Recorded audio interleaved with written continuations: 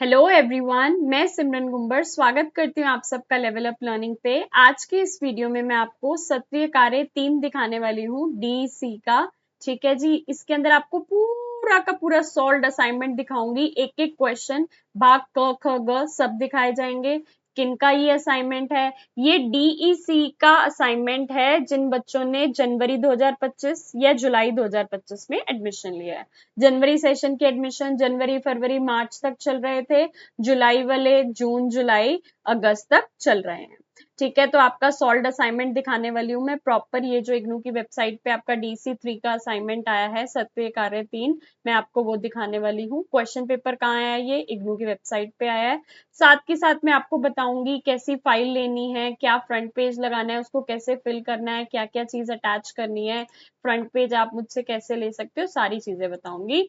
तो करना क्या है, ये रहा हमारा YouTube channel level up learning के नाम से। फटाफट से इसको सब्सक्राइब कर लेना, क्योंकि इस पे ढेर सारी free videos, assignments, project, exams की तैयारी की डालती रहती हूँ, जो कि आपको मदद करेंगी आपकी तैयारी में। ठीक है जी, हर वीडियो के नीचे टेलीग्राम चैनल का लिंक गिवन है, ज्वाइन कर लेना ताकि आपको सारे के सारे अपडेट्स मिल जाएं। पिंड मैसेज पे दबाओगे तो आपको डीसी की कंप्लीट फ्री में बुक्स डाउनलोड करने का ऑप्शन मिल जाएगा। कोई आपको ऐप नहीं लेनी, कोई आपको वेबसाइट पे नहीं जाना, बस जो जो बुक पढ़नी है उसको डाउनलोड कर सकते हो। बात करते हैं सीधा अपने असाइनमेंट की। सबसे पहले ये देख लो आपको क्या करना है। गत्ते वाली फाइल लेनी है, गत्ते वाली फाइल पे ऊपर एक ऐसा फ्रंट पेज लगा देना। जब आप मुझसे सॉल्व्ड असाइनमेंट लेते हो तो मैं आपको ये फ्रंट पेज भी देती हूँ, भरना कैसे आगे दिखा देती हूँ। ऐसी आपकी गत्ते वाली फाइल होगी, प्लास्टिक फाइल नहीं लेनी। इनरोलमेंट नंबर के आगे आपका इनरोलमेंट नंबर, जो आपकी जीमेल पे कंफर्मेशन मेल आया था उस पे आपका एनरोलमेंट नंबर होगा, आपका नाम, आपका address, program title DECE, course title बच्चों के लिए सेवाएं एवं संचालक DC3। ये कोड लिखना होता है जो आपके असाइनमेंट के क्वेश्चन पेपर पे लिखा होता है। अगर मैं आपको DC3 का असाइनमेंट दिखाऊं जो इग्नू की तरफ से असाइनमेंट्स आए हैं, तो इसके साइड में आपको ये सत्रीय कार्य कोड दिख रहा है ना, बस यही वाला कोड आपको यहाँ पे लिखना होता है। जो आपका स्टडी सेंटर एंड कोड है वो लिखना है आपको। आपकी जीमेल पे जो कंफर्मेशन मेल आई होती है उसमें लिखा होता है आपका फोन नंबर, आपकी ईमेल आईडी जिस दिन सबमिट कर रहे हो, और यहाँ पे आपका साइन।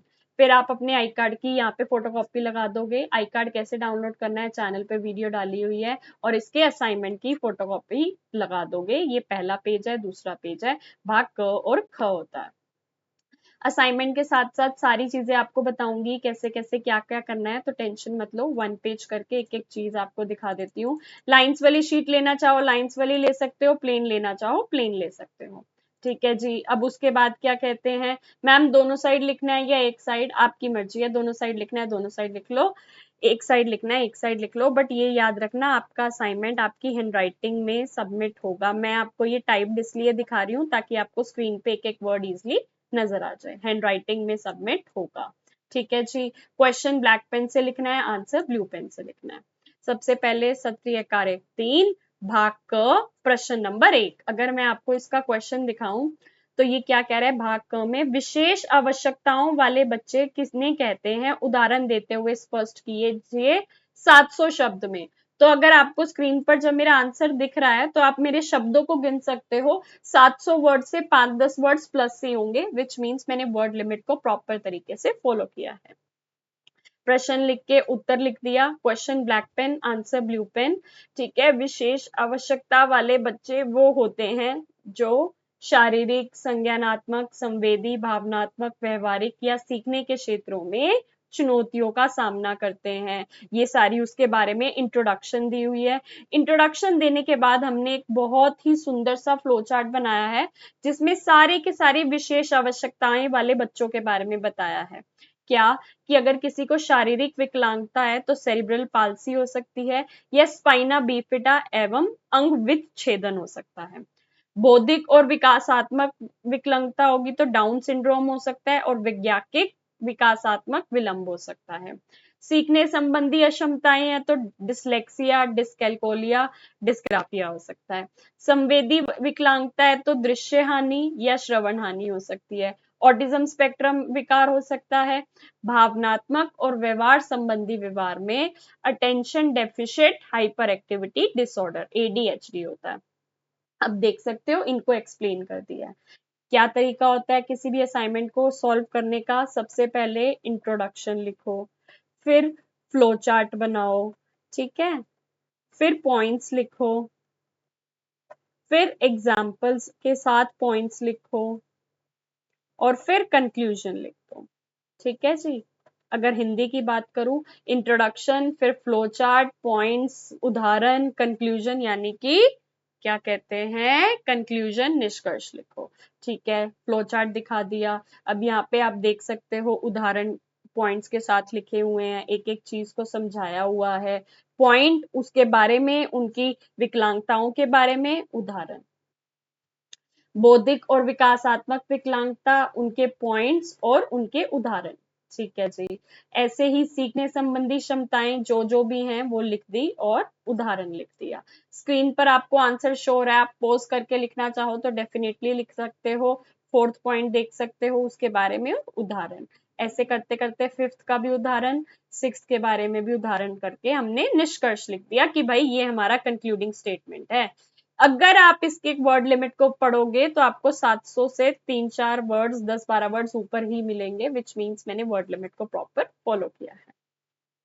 स्क्रीन से देख के लिख सकते हो तो लिख सकते हो, अदरवाइज अगर आप हमसे सॉल्व पीडीएफ्स लेना चाहते हो, अगर आप मुझसे सॉल्व पीडीएफ्स लेना चाहते हो तो ये प्राइजेस हैं। डीसी का एक असाइनमेंट 100 रुपीज का है, तीनों आपको 300 में मिल जाएंगे। डीसी का अगर प्रोजेक्ट लेना चाहते हो जिसके अंदर पहला चरण, दूसरा चरण, तीसरा चरण, एनेक्स्चर ब्लैंक मिलेंगे, उसे भरना कैसे है, वीडियो बनानी कैसे है, नहीं बना पा रहे तो उसका जुगाड़ क्या है, सबमिट कैसे करना है, proper A to Z information और सॉल्व पीडीएफ 900 रुपए। एग्जाम्स की तैयारी के लिए इंपॉर्टेंट क्वेश्चन आंसर जो कि आपको 90 प्लस मार्क्स दिलवाएंगे। एक सब्जेक्ट 100 रुपीज, तीनों सब्जेक्ट 300। एक एक करके लेना चाहते हो एक एक करके ले सकते हो, पूरा का पूरा अगर कॉम्बो ऑफर लोगे तो आपको डिस्काउंट मिल जाएगा। थोड़े टाइम तक की ये ऑफर प्राइस है, सारी चीजें लोगे तो 1500 की जगह आपको 1300 भरना होगा। वैसे इसका प्राइस 1500 होता है, लेकिन काट के अगर एक ही बार वन टाइम ऑफर लेते हो तो 1300 में आपको सारी की सारी चीजें मिल जाएंगी, पूरे साल के लिए आप फ्री हो जाओगे।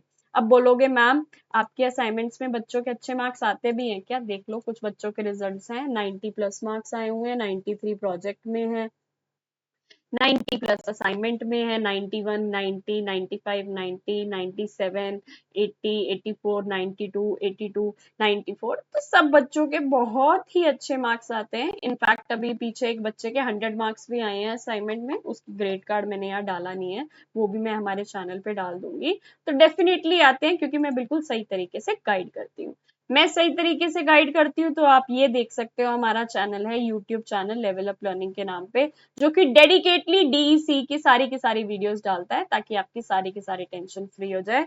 चैनल पे देख सकते हो असाइनमेंट नंबर 1 डल चुका है, असाइनमेंट नंबर 2 डल चुका है और आज 3 डल रहा है ना? तो फिर सारी टेंशन लेनी नहीं है। देखो सत्रीय कार्य एक इतना अच्छा, इतना प्यारा पढ़ाया था मैंने, एक एक चीज को इतना अच्छे से सॉल्व करवाया था कि इसमें कितने व्यूज है, 70,000 व्यूज है। मतलब बच्चों को यूजफुल लगा तभी 70,000 व्यूज है ना। तो अगर आपने अभी तक नहीं देखा तो फटाफट देख लेना। ठीक है जी, बात करते हैं किसकी, वापस से असाइनमेंट की। क्वेश्चन नंबर 2 क्या कह रहा है, क्वेश्चन यहां से देखेंगे हम ताकि आपको पता चल जाए कि मैंने बिल्कुल सही प्रश्न पढ़े हैं।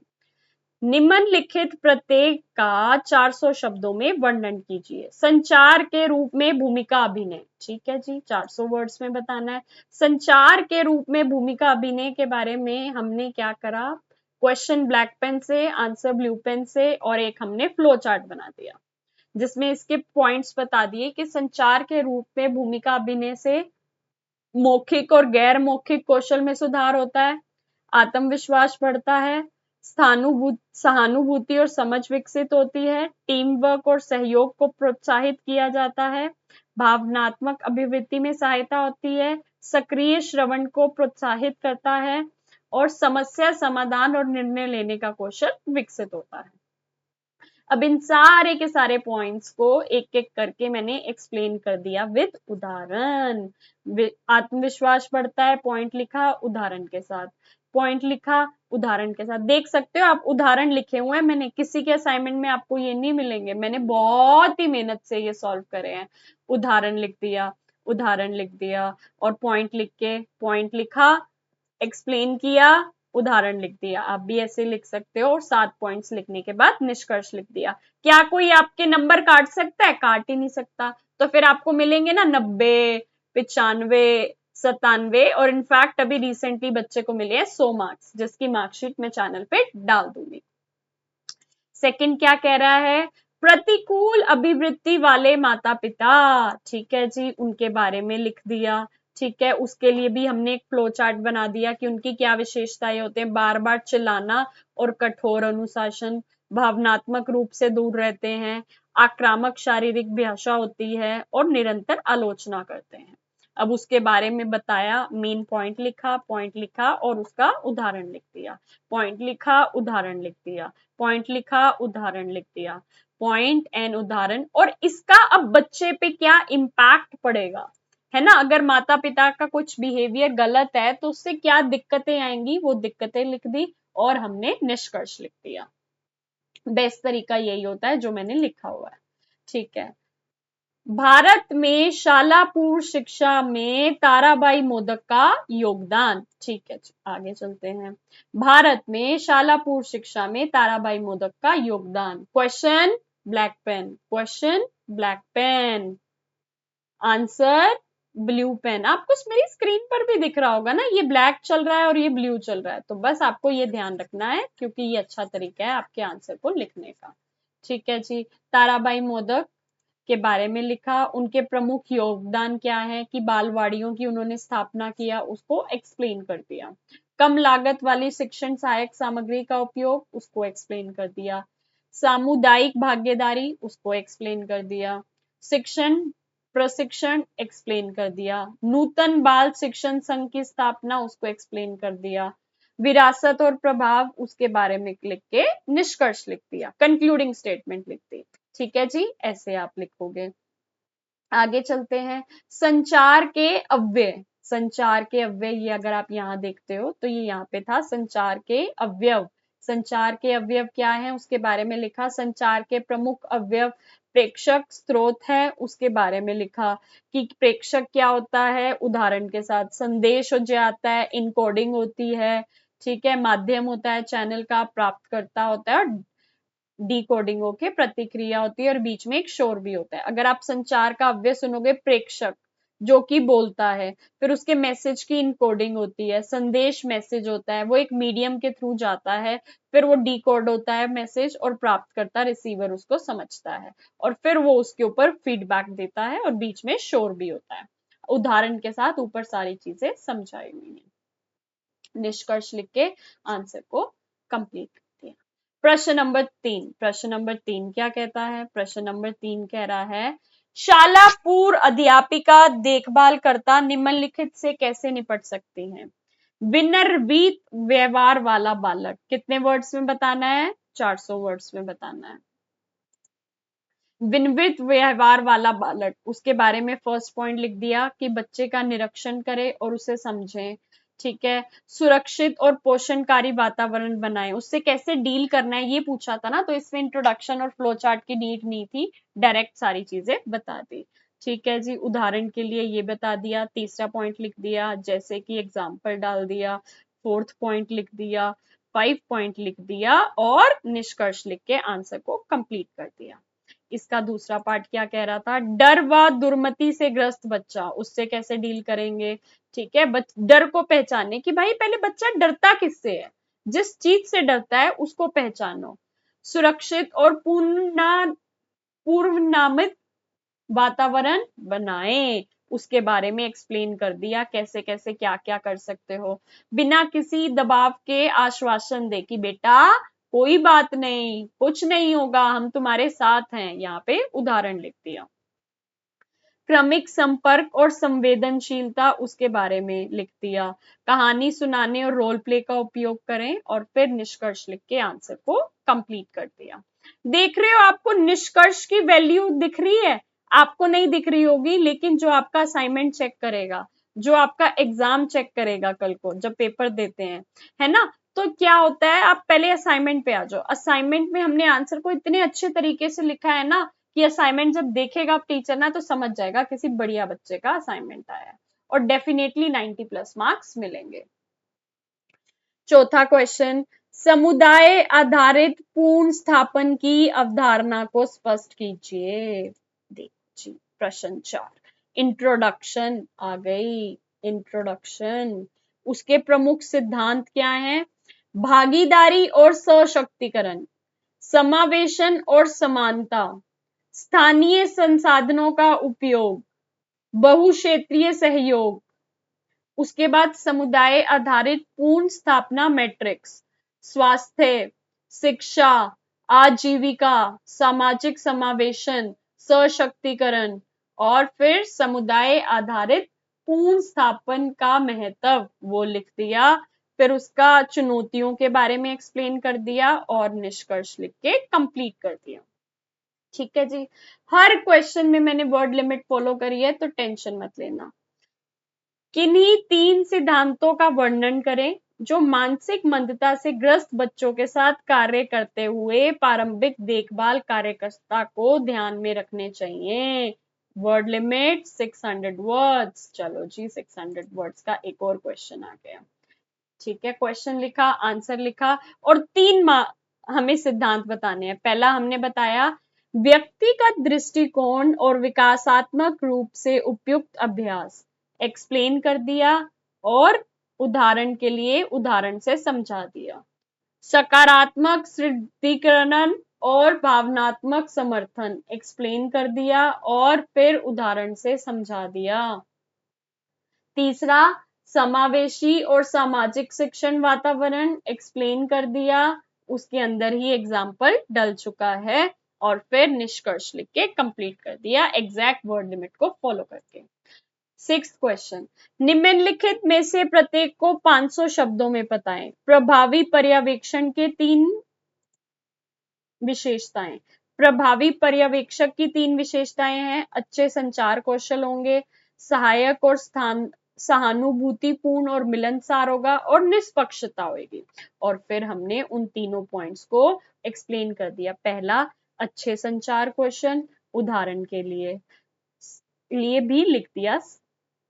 सहायक, सहानुभूतिपूर्ण, मिलनसार, उसका भी उदाहरण लिख दिया। निष्पक्षता, उसका भी उदाहरण लिख के निष्कर्ष लिख दिया। ठीक है जी, वेरी नाइस। अगला, फ्रॉबेल के शैक्षिक दर्शन की बुनियादी अवधारणाएं। चलो जी, फ्रॉबेल के शैक्षिक दर्शन की बुनियादी अवधारणाएं एक्सप्लेन कर दी, बता दिया। पहला पॉइंट, सीखना बच्चे के स्वाभाविक विकास के अनुरूप होना चाहिए, उसको एक्सप्लेन कर दिया। खेल सीखने का सबसे महत्वपूर्ण तरीका है, एक्सप्लेन कर दिया। फ्रॉबेल ने क्या उपहार और व्यवसाय के ऊपर फोकस किया, वो सब एक्सप्लेन कर दिया। जीवन का सब कुछ जुड़ा हुआ है, उन्होंने बोला था, क्या बोला था, तो उसको एक्सप्लेन कर दिया। शिक्षकों को सख्त या नियमित नहीं होना चाहिए, एक्सप्लेन कर दिया। किंडरगार्टन बच्चों के लिए एक बगीचा है, एक्सप्लेन कर दिया। ठीक है जी, अब इसमें निष्कर्ष की कोई नीड नहीं थी तो नहीं लिखा, लेकिन एक कंक्लूडिंग स्टेटमेंट यहां पर डल गई। ठीक है जी, ये भी हो गया। मोबाइल क्रैश कार्यक्रम की 2 अद्वितीय विशेषताएं बतानी थी, लो जी बता दिया। पहले एक्सप्लेन कर दिया। ऑन साइट समुदाय आधारित प्रारंभिक बाल देखभाल और शिक्षा लिख दिया। ठीक है, उसके बारे में लिख दिया। दूसरा, बाल विकास और परिवार सशक्तिकरण के लिए समग्र दृष्टिकोण, उसको लिख दिया, एक्सप्लेन कर दिया और एंड में निष्कर्ष डाल दिया। ठीक है जी, अब इसके बाद क्या कहते हैं, भाग ख। अब इसमें बच्चे क्या कहते हैं, मैम कहीं क्वेश्चन तो लिखा हुआ नहीं है, तो आंसर क्या करें। अब DECE3 की प्रैक्टिकल मैनुअल नाम की एक किताब आई होगी, अगर मैं आपको दिखाऊं, मैंने अपने चैनल पे टेलीग्राम चैनल पे DEC की पूरी बुक्स डाली हुई है। ठीक है, तो हम आप जाते हैं DC3 की बुक्स की तरफ। ये DC3 की बुक स्टार्ट हो गई, यूनिट 1 2 3 4 5 6 7 8 9 10, लास्ट में पहुंचते हैं हम। लास्ट में आपने यहाँ पे यूनिट 3 की डाल दी और फिर आपकी एक आती है प्रैक्टिकल मैनुअल नाम की बुक, है ना। उसके अंदर क्वेश्चन लिखा होता है, उसके अंदर के क्वेश्चन को समझ के आपने करना होता है। वो उन्हीं यूनिट्स के अंदर आपको मिल जाएगी, अलग से नहीं डली हुई है। तो आपको क्या करना है, 1 2 9 या 10 में से कोई एक करना है। ठीक है, वो जो मैंने चैनल पे सारी बुक्स डाली हुई है ना, इसके अंदर आपको कहीं ना कहीं मिल जाएगी, उसके अंदर क्या होगा, प्रैक्टिकल मैनुअल। जैसे हम ऊपर जाते हैं, ये DC2 की प्रैक्टिकल मैनुअल डली हुई है ना, ऐसे अंदर ही होगी उसके कहीं कहीं ना कहीं। अदरवाइज मैं आपको बिल्कुल सॉल्व दिखा रही हूँ तो टेंशन लेने की जरूरत है नहीं। भाग ख, अभ्यास नो। कहा था ना इन्होंने कि नो भी कर सकते हो अभ्यास, तो बस नो को कर लिया हमने प्रैक्टिकल मैनुअल से खोल के, उसके बारे में लिखा और फिर उद्देश्य बताया और फिर उसके प्रश्न उत्तर थे। जो बच्चा आंगनवाड़ी जाता है उसका नाम क्या है, रिया मेहता। ये ना हमने क्या करा है, स्कैन होके ये PDF ले लिए ना, तो इसके आंसर भी आपको ब्लैक लग रहे हैं, लेकिन आंसर ब्लू से लिखना। ये आपके आंसर्स हैं, ठीक है, ये आपके आंसर्स हैं जिनके आगे मैं रेड मार्क्स कर रही हूँ। पढ़ोगे तो समझ आ जाएगा, ठीक है। ये सारे क्वेश्चन और इनके साथ ही इनके आंसर हैं, रेड मार्क में कर रही हूँ जिन पे। क्या है, ये स्कैन करने के बाद सारा ब्लैक ब्लैक लग रहा है, लेकिन ये आंसर ब्लू पेन से आप लिखोगे। ये सारे के सारे क्वेश्चंस एंड उनके आंसर्स हैं। ये आंसर्स के बेसिस पे बहुत, चलो कोई बात नहीं, थोड़ा सा तेज चला दिया तो मैं एक बार शुरू से भाग ख थोड़ा सा दोबारा से दिखा देती हूँ कि पहले हमने ये लिखा, फिर आगे गए, उद्देश्य लिखा, फिर आगे गए, ये लिखा,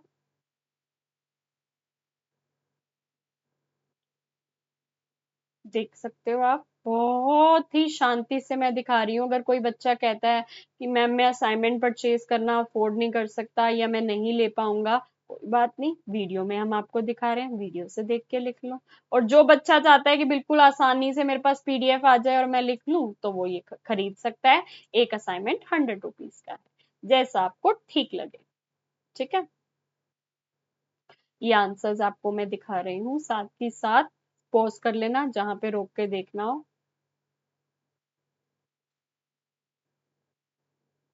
ऐसे प्रश्न आ गया और फिर यहाँ से गर्भवती महिला, स्तनपान कराने वाली माता के लिए इंटरव्यू। आपका नाम क्या है, आपकी उम्र कितनी है, आपके कितने बच्चे हैं, उसके उत्तर सबके साथ के साथ यहाँ पे लिखे हुए हैं प्रश्न के नीचे। इन्हें देख लेना, इनको अच्छे से लिखना, क्योंकि ये आपके क्वेश्चन एंड आंसर दोनों पार्ट हैं अभ्यास का। ये ऐसे करते करते हम आ गए अब रिपोर्ट पे। अब आंगनवाड़ी का क्या स्थान है, उसकी प्रॉपर रिपोर्ट लिखी हमने। रिपोर्ट के अंदर सारे पहलू जो हमने पूछे उनको एक्सप्लेन करा। एक्सप्लेन करने के बाद हम यहाँ पे आगे गर्भवती और स्तनपान कराने वाली महिला से जो इंटरव्यू किया था उससे हमने क्या क्या चीजें समझी वो यहाँ पर लिख दी, ठीक है जी। फिर क्या आ गया, विश्लेषण लिख दिया। विश्लेषण लिखने के बाद जो कुछ मेन पॉइंट्स थे वो मेन पॉइंट्स लिख दिए, देख सकते हो आप, बिल्कुल धीरे धीरे मैं स्क्रीन के आगे बढ़ा रही हूँ और कंप्लीट हो गया। यहाँ पर आपका भाग ख कंप्लीट हो जाता है, ठीक है जी। आगे चलते हैं, यहाँ पे क्या कह रहा है, ग में आपको क्या करना है, DC3 की जो प्रयोगात्मक कार्य यानी कि DC3 की जो बुक आई होगी उसके अंदर 6, 7 या 8 में से कोई एक अभ्यास करना है। 6, 7, 8 में से हमने 7 कर दिया। रिपोर्ट वाला था, प्राप्तकर्ता कौन है, संदेश क्या है, खाना खाने से पहले हाथ धोएं, तो उसके ऊपर पूरी की पूरी रिपोर्ट है, ठीक है। उसके बारे में लिख दिया, समझा दिया, बिल्कुल धीरे से बता रही हूँ, देख सकते हो। विचार विमर्श हो गया, ये सारी चीजें आ गई। ऐसे ऐसे लिखा, ड्राइंग बना दी कि बच्चे कह रहे हैं मैं तो हाथ धोता हूँ, मैं तो खाना खाने से पहले हाथ धोता हूँ, कीटाणु जो दूर हो जाते हैं, तुझे भी हाथ धोना चाहिए। तो मतलब बेसिकली कोई भी ड्राइंग बना दी। फिर कहानी के थ्रू हमने उनको कॉन्सेप्ट समझाया। ये फ्लो चार्ट ये हमने ये बना दिए, ये मैंने बहुत ही सोच के ये चीजें बनाई हैं। आप इसको ऐसे भी बना सकते हो, थोड़ा बहुत चेंज करना चाहो वो भी कर सकते हो, ठीक है जी। विश्लेषण लिख दिया उसके बेसिस पे, और आप देख सकते हो आपको हर जगह पर ऊपर पेज नंबर्स नजर आ रहे हैं। ये आपको पेज नंबर्स नजर आ रहे हैं ना, आप भी अपने असाइनमेंट्स पे जरूर पेज नंबर्स लिख देना, ठीक है। ऐसे विश्लेषण चलता गया और यहाँ पर आपका असाइनमेंट कंप्लीट होता है।